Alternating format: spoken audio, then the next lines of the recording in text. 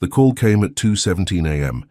Jackson Reed's private line, the one only 5 people in the world had access to, lit up the darkness of his penthouse bedroom. He rolled over, blinking away sleep, and reached for the phone. As one of America's youngest billionaires, unexpected calls rarely brought good news. "Jackson Reed," he answered, his voice still thick with sleep. The silence on the other end lasted just long enough for him to consider hanging up. Then a woman's voice, familiar yet distant, like a song half remembered. "Jack, it's me, Audrey." The air left his lungs. Audrey Lawrence. 7 years of wandering, of private investigators and dead ends. 7 years since she had disappeared without a trace, taking with her the only person who had ever truly mattered to him. "Where are you?" His question came out harsher than intended, the culmination of years of anger, worry, and loss. "That doesn't matter right now," Audrey said, her voice breaking. "I need your help." "Only your blood can save him, Jack. He's dying." Him, their son, Noah. The boy Jackson had only known for 3 years before Audrey vanished with him in the middle of the night. The child who would now be 10 years old if he was still alive. What's wrong with him? Jackson was already out of bed, reaching for clothes, his mind racing. "Where is he?" "Audrey, I've been looking for you both for 7 years. Aplastic anemia." The medical term hung heavy in the air. "The doctors say he needs a bone marrow transplant." "I'm not a match," her voice cracked. "You're his only hope." Jackson closed his eyes, memories flooding back. The small apartment in Portland, where he'd first met Audrey. A waitress working double shifts while studying nursing. He'd been there on a business trip, still building his tech company. Not yet the billionaire he would become. They'd fallen hard and fast. Then came Noah, unexpected but immediately loved. "You need to bring him to Boston Children's Hospital," Jackson said, his CEO voice taking over, the voice that closed billion-dollar deals and commanded boardrooms. "I'll have my team arrange everything." "The best specialists—" "No," Audrey cut him off. "Not Boston. We're in Pine Ridge. It's a small town in Colorado. You need to come here, Pine Ridge." Jackson had never heard of it. "Why did you leave?" he asked, the question that had haunted him for 7 years. "We could have figured things out." "I loved you both." The silence stretched between them, filled with unspoken words and regrets. "I'll text you the address," she finally said, ignoring his question. "Please hurry, Jack. He doesn't have much time." The line went dead. Jackson stood motionless in his vast bedroom, the night skyline of Manhattan twinkling beyond floor-to-ceiling windows. Within 5 minutes, his private jet was being prepared for takeoff. Within an hour, he was in the air, flying toward a past he thought he'd lost forever. Dr. Catherine Winters had worked at Pine Ridge Memorial Hospital for 30 years. In a town of barely 5,000 people, she knew everyone's medical history, family secrets, and personal struggles. But Audrey Lawrence and her son remained a mystery, even after 3 years in Pine Ridge. "His numbers are worse this morning," Catherine told Audrey, who hadn't left Noah's bedside in 3 days. The boy lay still, his skin pale as parchment against the hospital sheets, dark circles like bruises beneath his closed eyes. Once vibrant and full of energy, Noah now looked fragile, as though he might dissolve into the white linens. "He'll be here soon," Audrey whispered, more to herself than to the doctor. Her fingers gently brushed back Noah's sandy blonde hair, the same shade as Jackson's. Catherine checked the IV lines, adjusting the flow of fluids. "You never told me about his father." Audrey's eyes remained fixed on her son. "I never told anyone about him. And you're sure he'll come?" Catherine asked gently. "After all this time?" "He'll come," Audrey said with certainty. "He loved Noah more than anything." The doctor nodded, but her expression remained doubtful. "Even if he does, and even if he's a match, there are no guarantees, Audrey." "You know that." Audrey closed her eyes briefly, composing herself. "I know. But Noah deserves this chance." After the doctor left, Audrey pulled out a worn photograph from her wallet. 3 smiling faces looked back at her, herself younger and carefree. Jackson, handsome and relaxed in a way the business magazines never captured him. And between them, a laughing 3-year-old Noah, ice cream smeared across his cheeks. The last photo they'd taken as a family. The day before she'd fled with their son in the middle of the night. The hospital room door opened, and Audrey quickly tucked the photo away. But it wasn't Dr. Winters returning. A tall man with broad shoulders filled the doorway, his tailored suit incongruous in the small-town hospital. Though his hair was shorter now, and lines of stress marked his face, Jackson Reed was still unmistakably the man she'd fallen in love with 11 years ago. His blue eyes, Noah's eyes, moved from the small figure on the bed to Audrey's face. "I came as fast as I could," he said simply. Audrey rose, her legs unsteady. 7 years of running, of looking over her shoulder, of creating a new life far from the wealth and privilege she'd once briefly known, all of it condensed into this moment of reckoning. "Thank you," she managed to say. Jackson moved past her to Noah's bedside, his steps faltering as he drew closer. He reached out a hand, hesitated, then gently touched his son's arm. "He's so big," he whispered, his voice thick with emotion. "I've missed everything." "Jack, not now," he interrupted, his eyes still on Noah. "First we save our son. Then you tell me why you stole him from me." The monitors beeped steadily in the background, marking each precious heartbeat. Outside the window, snow began to fall on the small mountain town, covering everything in pristine white. And in the corridor beyond the room, a man watched through the door's small window, his expression darkening as he observed the reunion he'd tried so hard to prevent. "Word count? 1008, I notice. I am still well short of the required 1450 words for this block. Let me continue." The next morning found Jackson sitting in Dr. Winter's cramped office, a space that would fit inside his Manhattan bathroom. The walls were lined with outdated medical texts and framed diplomas. A window overlooked the hospital parking lot, where snow continued to fall in thick, lazy flakes. "Mr. Reed, we've confirmed you're a potential match for Noah's bone marrow transplant," Dr. Winters said, reviewing the preliminary tests they'd rushed overnight. "We'll need to run more comprehensive testing, but the initial results are promising." Jackson nodded, relief washing over him. "How soon can we proceed?" "Noah's condition is deteriorating rapidly. If the final tests confirm compatibility, I'd recommend moving forward immediately." She hesitated. "However, our facility isn't equipped for this procedure. He should be transported to a specialized hospital." "I've already arranged for a medical transport team to stand by," Jackson replied. "They can airlift him to Denver Children's Hospital as soon as you give the word." Dr. Winters raised an eyebrow. "I work quickly, Mr. Reed. It's what I do," he said simply. What he didn't say was that he'd spent half the night calling in favors, making arrangements, ensuring that money and influence would remove every obstacle between Noah and the treatment he needed. "There's something else you should know," the doctor said, her expression grave. "Audrey hasn't left this hospital in 3 days. She's been sleeping in that chair beside Noah's bed, barely eating. This isn't just about Noah's physical health. Audrey has been his entire world. He'll need both of you to get through this." Jackson's jaw tightened. "I understand." When he returned to Noah's room, Audrey was reading to their son, her voice soft and animated despite her exhaustion.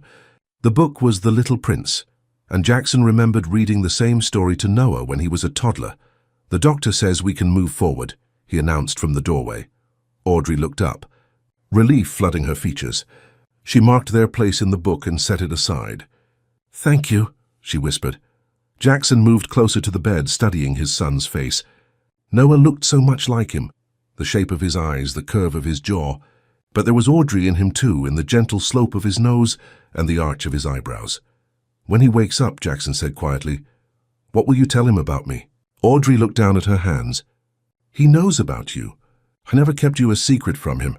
But you kept him a secret from me," Jackson countered, keeping his voice low. 7 years, Audrey. I thought you might be dead. I thought our son might be dead."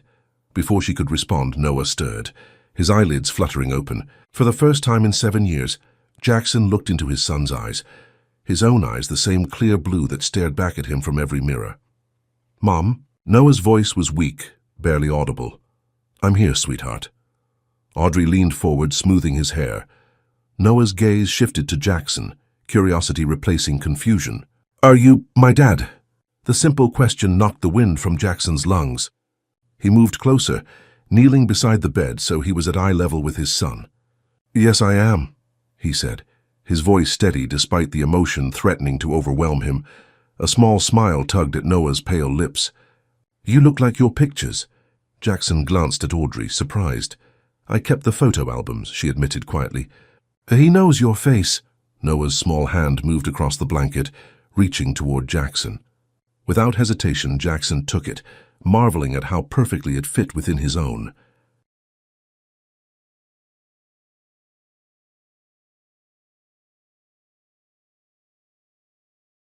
"Mum said you might come someday," Noah whispered, each word clearly costing him energy. "She said you would move mountains to find us if you knew where to look."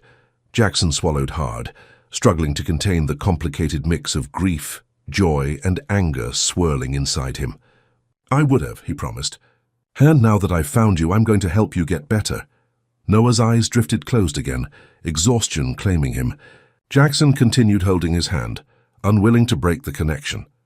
"We need to talk," he told Audrey once Noah's breathing had evened out in sleep. "Not just about his treatment. About everything." Audrey nodded, resignation in her eyes. "I know, but not here." They moved to the small hospital cafeteria, finding a corner table away from the few other visitors. Jackson bought coffee for both of them, remembering without asking that Audrey took hers with extra cream. "No sugar." "You remembered," she said softly as he set the cup before her. "I remember everything," Jackson replied, his tone making it clear this wasn't necessarily a comfort. Audrey wrapped her hands around the coffee cup, drawing warmth from it as she prepared to face the conversation she'd been dreading for 7 years. "Why?" Jackson asked simply, his voice low but intense. "I deserve to know why you took my son and disappeared." Audrey's gaze dropped to the tabletop. "I was trying to protect him. From what?" "From me." Disbelief colored his words. "I loved that boy more than my own life." "Not from you," she clarified, meeting his eyes.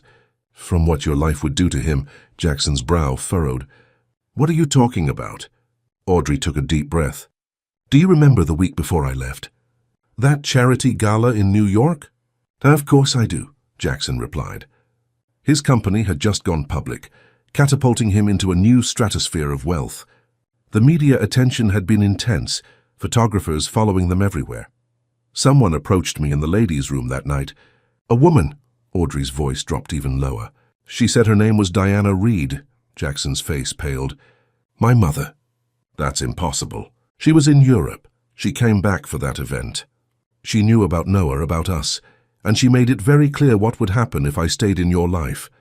Diana Reed was old money Boston, the widow of a banking executive who had left her with a fortune and a sterling reputation to maintain. She had never approved of Jackson's relationship with Audrey, viewing the waitress-turned-nursing student as a gold digger, a threat to the Reed family legacy. "What exactly did she say to you?" Jackson demanded, his knuckles white around his coffee cup.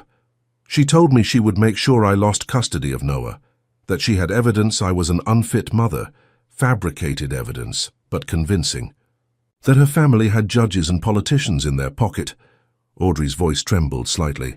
"She said if I fought her, she would make sure Noah grew up believing I abandoned him, that I chose money over him. And you believed her?" Jackson's voice rose slightly before he controlled it. "You believed I would let that happen?" "She had photos, Jack.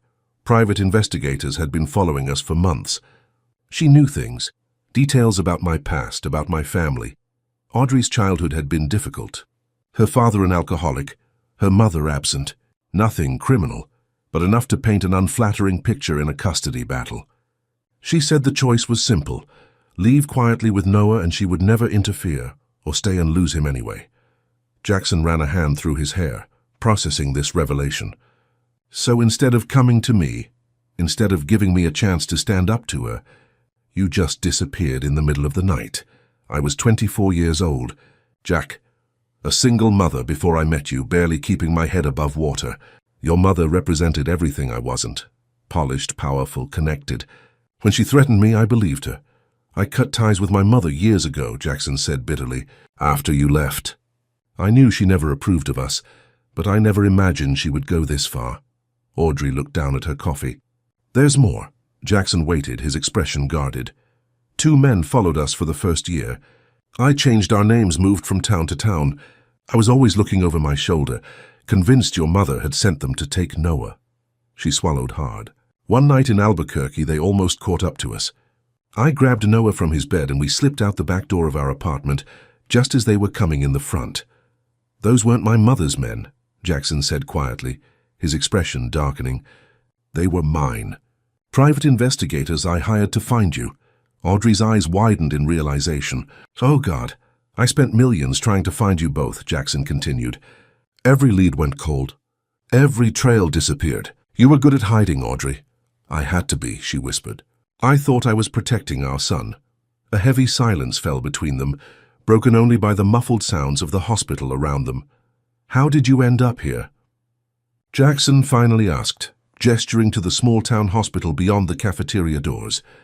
We moved around a lot that first year. Then we came to Pine Ridge. A small smile touched her lips. It's the kind of place where everyone knows everyone, but they also mind their own business. I got a job at the local clinic as a nurse. Noah started school. We made a life. A life without me, Jackson said, the hurt evident in his voice. I thought about contacting you so many times, Audrey admitted, especially when Noah would ask about you. But the longer we were gone, the harder it seemed to find a way back. And now Noah is sick and you had no choice. Audrey nodded, tears filling her eyes. When the doctors said he needed a bone marrow transplant, I knew I had to call you. I couldn't let my mistakes cost him his life. Jackson reached across the table, not touching her, but extending his hand. I'm here now. For Noah. After a moment's hesitation, Audrey placed her hand in his. For Noah. They returned to the hospital room to find Dr. Winters checking Noah's vitals. The boy was awake, his eyes brighter than before. Dad's going to help me get better, Noah told the doctor confidently, the word Dad sounding natural on his lips. As though he'd been saying it his whole life, Jackson felt his heart constrict at the simple word, Dad. How many milestones had he missed? First day of school, lost teeth, learning to ride a bike, bedtime stories and skinned knees and Christmas mornings. That's the plan, Dr. Winters confirmed, smiling gently. We've scheduled the harvesting procedure for tomorrow morning. Mr. Reed, the helicopter will be ready to transport Noah to Denver immediately after. I'll be with him the whole time, Jackson promised, looking at his son. Both of us will, Audrey added. That night, after Noah had fallen asleep, Jackson stepped into the hallway to make phone calls.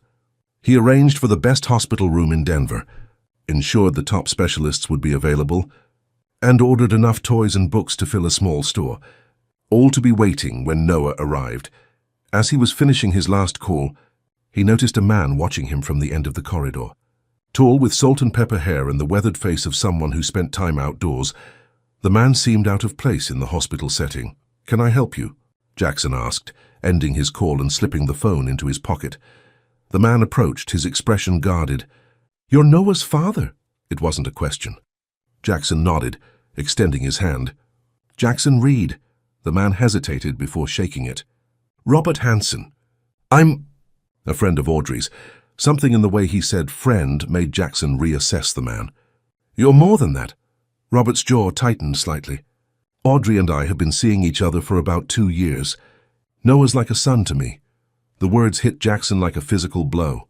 Of course, he'd had no right to expect Audrey would remain single all these years. But hearing that another man had been in his son's life, filling the role that should have been his, stung more than he was prepared for. Noah never mentioned you, Jackson said, unable to keep a hint of satisfaction from his voice. He's been unconscious most of the time since you arrived, Robert pointed out. And Audrey thought it would be complicated. Jackson studied the man, noting the calloused hands of someone who worked with them, the simple but quality clothing, the honest concern in his eyes. What do you do, Robert? I own the hardware store in town. Do some carpentry on the side. His gaze was steady, unintimidated by Jackson's obvious wealth and power. I taught Noah how to build a birdhouse last summer. Another milestone missed. Jackson pushed down the surge of jealousy and loss. Thank you for being there for them. Robert seemed surprised by the sincere gratitude. I love them both, he said simply. Which is why I need to know what happens after Noah gets better. Are you planning to take them back to New York? The question caught Jackson off guard. He hadn't thought beyond saving Noah's life, hadn't considered the complex future that lay ahead. That's not my decision to make alone. Robert nodded, accepting this answer.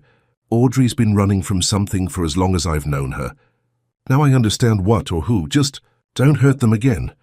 I never hurt them in the first place, Jackson replied sharply, then softened his tone. But I understand your concern. Noah's well-being comes first. For all of us. As Robert turned to leave, Jackson called after him. How did you know who I was? Robert glanced back. There's a photo. Noah keeps it by his bed, you, him, and Audrey at some beach. He calls it before.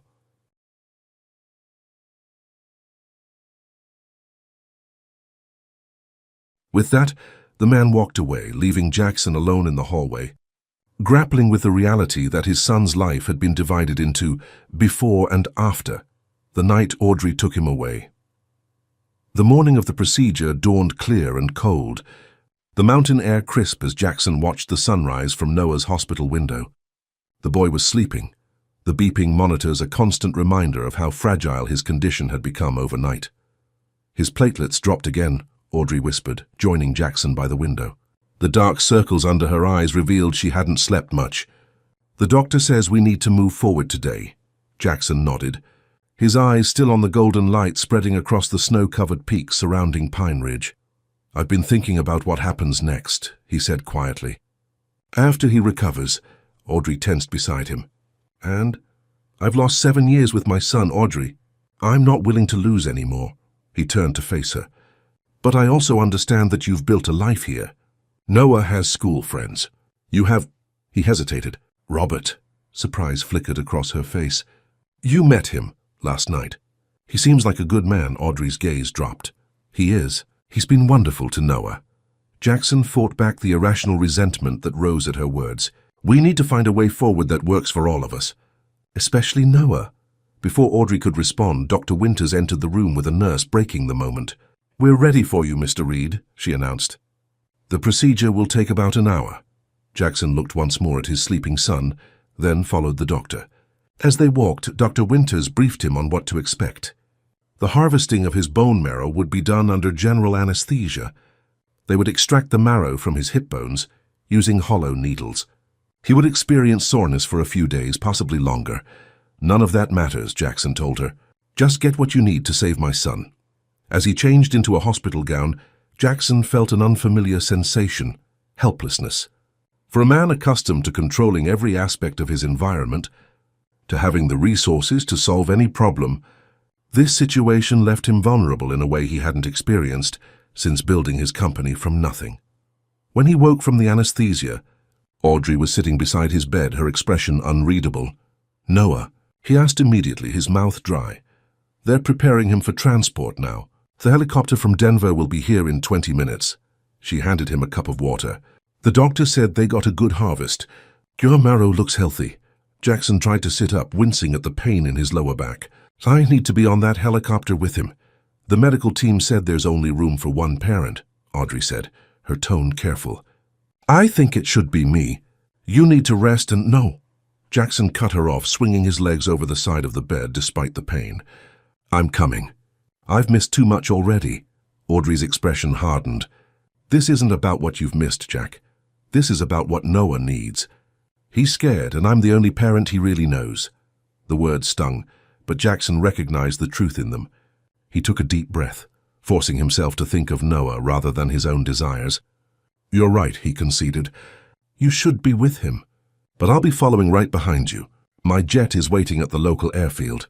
Relief softened Audrey's features. Thank you. As she turned to leave, Jackson caught her wrist gently. Audrey, there's something I need to know. He met her eyes directly. Did you ever plan to contact me again? If Noah hadn't gotten sick, would I ever have seen my son again? Audrey's hesitation told him everything before she spoke. I don't know, she admitted finally. I told myself that when he was older, when he could understand better, maybe then... She shook her head. But the truth is I was afraid. Afraid you'd hate me for what I'd done. Afraid you'd take him from me. I would never have taken him from you, Jackson said softly, no matter how angry I was. He needs his mother. He released her wrist. Go, be with Noah. I'll see you both in Denver. After Audrey left, Jackson dressed slowly, each movement sending pain radiating from his hip bones. A nurse offered him pain medication, which he declined. The discomfort seemed a small price to pay for the chance to save his son's life. Robert was waiting. In the hospital corridor, when Jackson emerged from the recovery room, I thought you might need a ride to the airfield, he offered, hands shoved in the pockets of his worn leather jacket. Jackson studied the man, trying to hate him for taking his place in Noah's life, but finding it impossible. Thank you. They walked in silence to Robert's truck, a well-maintained but clearly aging vehicle. As they drove through the small mountain town, Jackson took in the quaint main street, the local businesses with hand-painted signs, the friendly nods from pedestrians who recognized Robert's truck. "This seems like a good place to raise a child," Jackson observed. Robert glanced at him. "It is. Everyone looks out for each other here. Noah has friends whose parents own the bakery, the bookstore, the local diner. When he broke his arm last year climbing the big oak behind the school, half the town showed up at the clinic with homemade cookies and get-well cards." Another moment Jackson had missed. "He seems happy here," he said quietly. "He is." Robert hesitated, then continued. "But he's always wondered about you. Has this shoebox under his bed filled with things he thinks you'd like to see. Drawings, school projects, report cards. He calls it his dad box." Jackson turned to look out the window, hiding the emotion that threatened to overwhelm him. "I never stopped looking for him," he said after a moment. "For either of them." "I know." Robert's grip tightened on the steering wheel. "Audrey told me everything last night. About your mother, about why she ran." They reached the small regional airfield where Jackson's Gulfstream waited, gleaming in the morning sun. As they pulled up to the gate, Robert put the truck in park but left the engine running. "For what it's worth," he said, "I think Audrey made a mistake not telling you the truth. Running instead of fighting." He looked Jackson in the eye. "But I also know she did it because she was terrified of losing him. And I understand that fear." Jackson nodded, acknowledging the complicated reality they all found themselves in. "I appreciate the ride.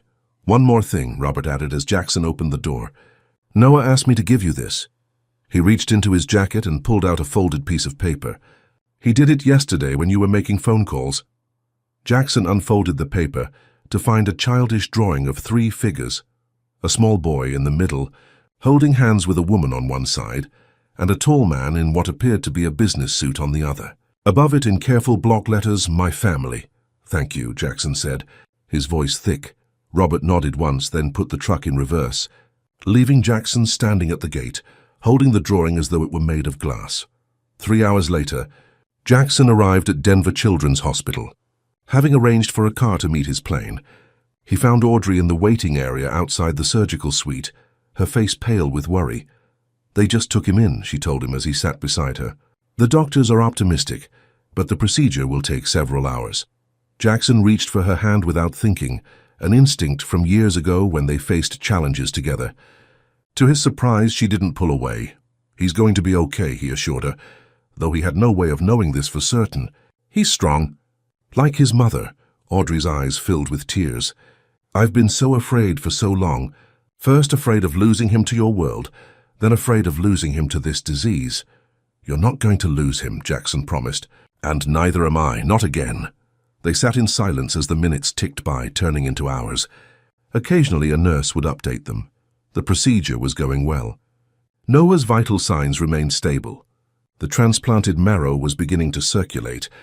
"Mr. Reed," a hospital administrator approached, clipboard in hand. "There's a situation I need to discuss with you." She lowered her voice. "There's a woman in the lobby insisting on seeing you. She says she's your mother." Jackson felt Audrey stiffen beside him. "My mother is here?" he asked, disbelief coloring his tone. The administrator nodded. "She's quite persistent. Security is with her now." Jackson turned to Audrey, whose face had gone even paler. "It's okay," he assured her. "I'll handle this." "Jack, she can't take him," Audrey whispered, the old fear visible in her eyes. "No one is taking Noah," Jackson said firmly. "Stay here. If there's any news about his condition, call me immediately." In the main lobby, Jackson found Diana Reed seated in a corner, 2 security guards hovering nearby. At 72, she remained formidable. Silver hair perfectly coiffed, posture rigid, expression imperious, as she surveyed the hospital lobby with disdain. "Mother," Jackson greeted her coldly. "What are you doing here?" Diana rose, dismissing the security guards with a wave of her hand. "Is that any way to greet your mother after 7 years, Jackson? How did you find out about Noah?" "I have my sources," she replied vaguely. "How is the boy?" "Fighting for his life," Jackson said bluntly. "No thanks to you." Diana's expression remained impassive. "I understand you're angry." "Angry doesn't begin to cover it," he interrupted. You drove away the woman I loved and my son because they didn't fit your perfect image of what my life should be.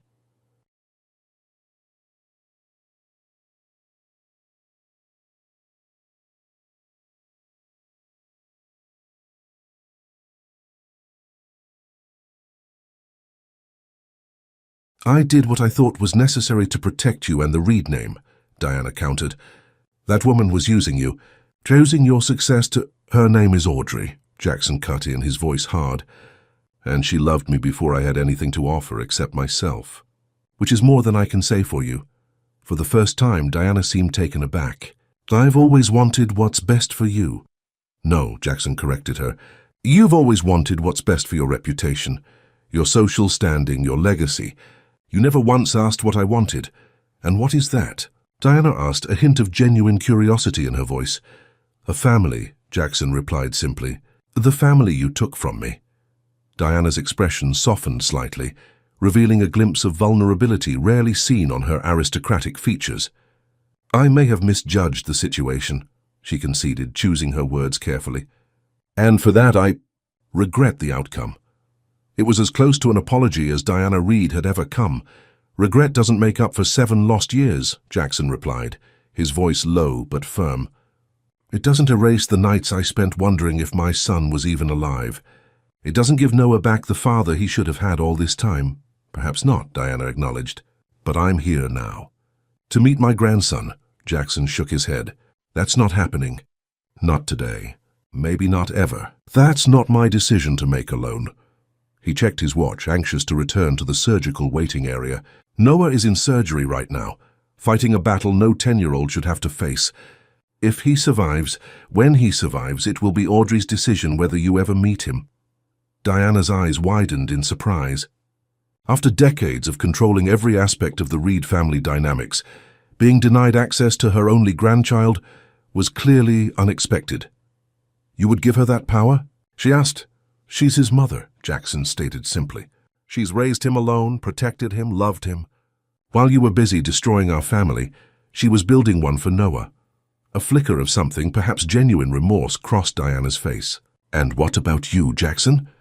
What role will you play in their lives now? It was the question that had been haunting him since Audrey's late-night call.